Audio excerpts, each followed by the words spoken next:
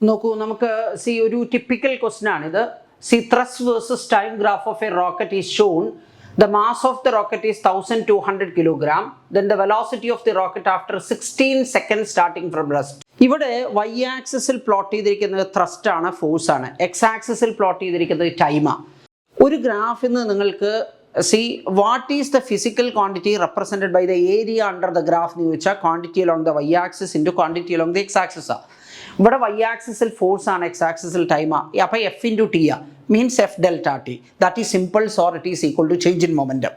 Okay, അപ്പോൾ ഇവിടെ area കണ്ടാൽ ചേഞ്ച് ഇൻ മൊമെൻറ്റം കിട്ടും. അപ്പോൾ ഈ ഏരിയ എന്ന് പറഞ്ഞു കഴിഞ്ഞാൽ ഇതൊരു ട്രപ്പീസിയമാണ്. നോക്കൂ, ഇത് ഇങ്ങനെയാണ് ഇപ്പോൾ ഗ്രാഫ് കിടക്കുന്നത്, ഇങ്ങനെയാണ് കിടക്കുന്നത്. ഓക്കെ, ഇതൊരു ട്രപ്പീസിയമാണ്.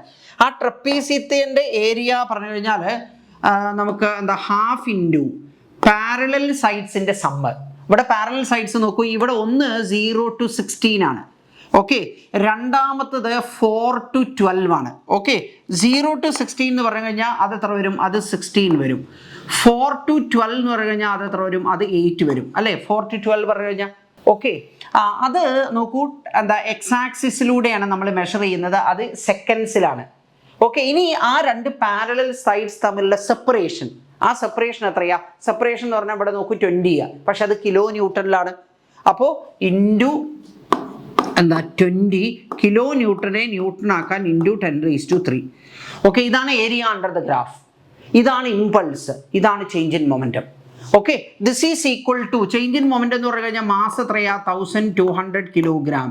ഓക്കെ, വെലോസിറ്റി ഫൈനലി v ആണ്, ഇനീഷ്യലി റെസ്റ്റിലായിരുന്നു. ആ v ആണ് നമുക്ക് കണ്ടുപിടിക്കേണ്ടത്.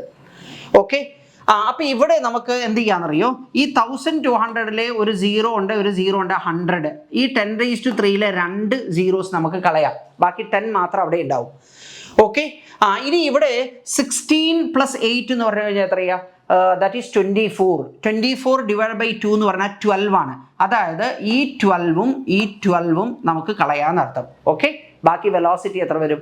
വെലോസിറ്റി ഈക്വൽ ടു 20 m/s വരും. ഓക്കെ, അപ്പോൾ വെലോസിറ്റി 20 m/s, ഇതാണ് കറക്റ്റ് ഓപ്ഷൻ. റൈറ്റ്.